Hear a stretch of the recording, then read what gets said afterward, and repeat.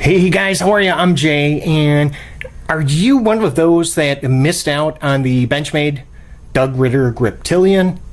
This is your chance.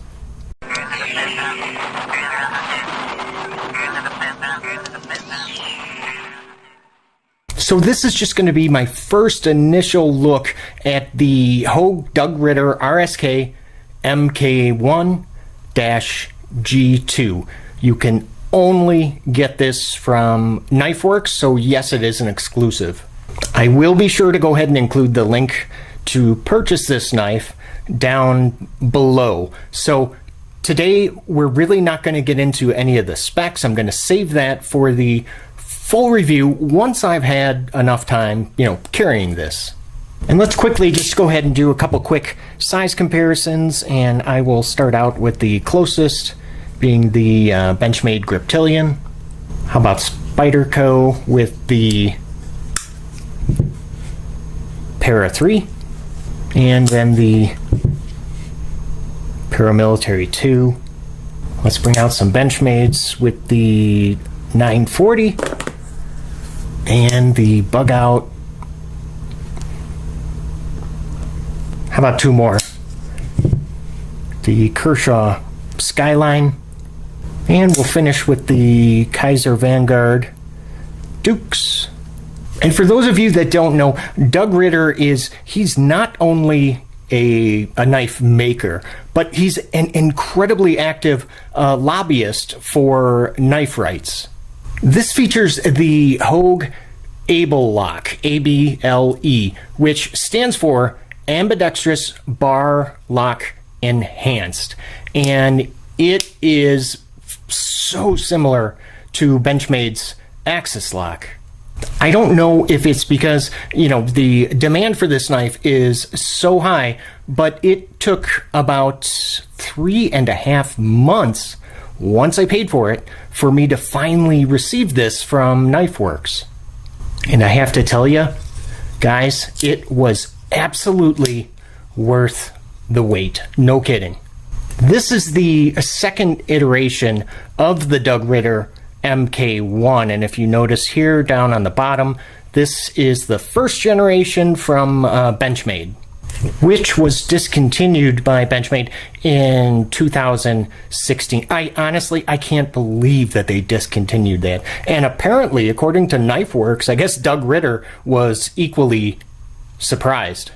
And as you can see, it is darn near a clone of the first generation version. Only just a few slight differences, which again we'll get into more once I upload the full review. But I know the handle is not as thick as the Benchmade version, and it's also, this handle is just a little bit longer than the other.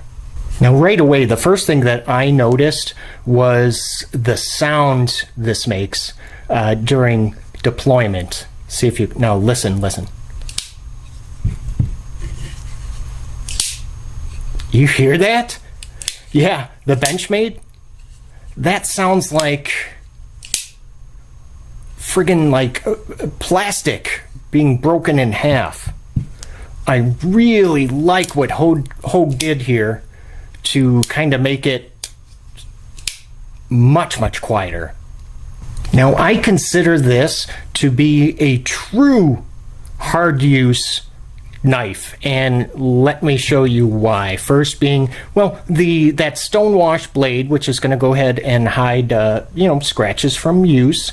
That Able Lock being very similar to Axis, and we know how strong the Axis lock is.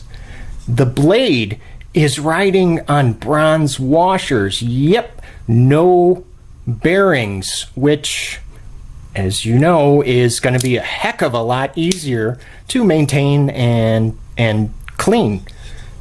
Now, the studs on the lock and here on the thumb studs on the blade, they did also, these are enlarged a little bit, which I like because that means it's a lot easier to use this knife when you have gloves on. And the blade steel being M390, same as the Benchmade version, which is going to retain its edge for a very long time. And let's not forget also the excellent corrosion resistance M390 provides. Now, those of you that have been following the channel for a while know that the Viper Vox Fortis is probably my all-time favorite knife ever. And I know I'm still pretty much in the honeymoon phase with the MK1. This may actually dethrone the Viper Fortis. And check out what comes standard. Yeah, a deep carry pocket clip that is not only for righties, bam, yep, for lefties too. They did give us a little bit of lefty love. Always like to see that. But unfortunately, one of my biggest knife pet peeves is when a lanyard hole affects the pocket clip positioning, and that is exactly what has happened here, because if that lanyard hole was not there, then the clip would have been moved down just a little bit closer to the pommel. And in case if you're wondering, no, this does not come currently in any other colors. It's just going to be the black G10, but you can actually pick up one of these for yourself from Knifeworks for $153, and you also get this very nice little pouch. So I personally think that at $153, this is just an incredible value for a knife with M390 blade steel. Now I wear a medium-sized glove, and you can see I can fit all my fingers on here, no problem. So those of you with the larger kind of bear paw hands, you should find plenty of room on this handle. And I want to bring you guys in really close. Can you see that? Yep, right there by the thumb stud and thumb ramp. Made right here in the good old US of A.